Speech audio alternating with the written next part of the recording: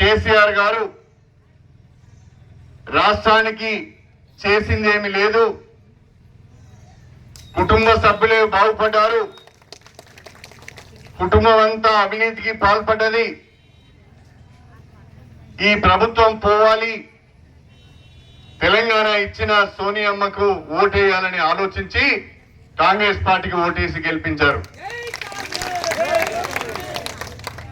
మీ అందరి ఆశీర్వాదంతో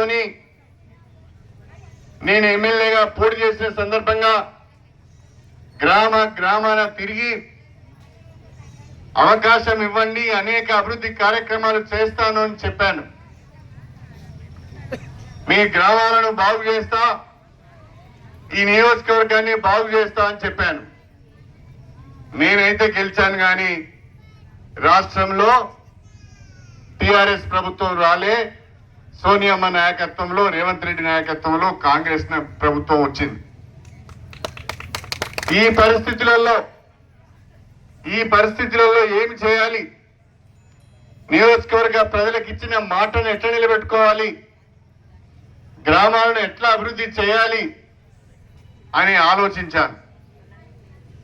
అంతేకాకుండా రోజు రోజుకు టిఆర్ఎస్ పార్టీ కేసీఆర్ కుటుంబం మీద వస్తున్న అవినీతి ఆరోపణలు, భూ కబ్జాలు, స్వయంగా కేసీఆర్ బిడ్డ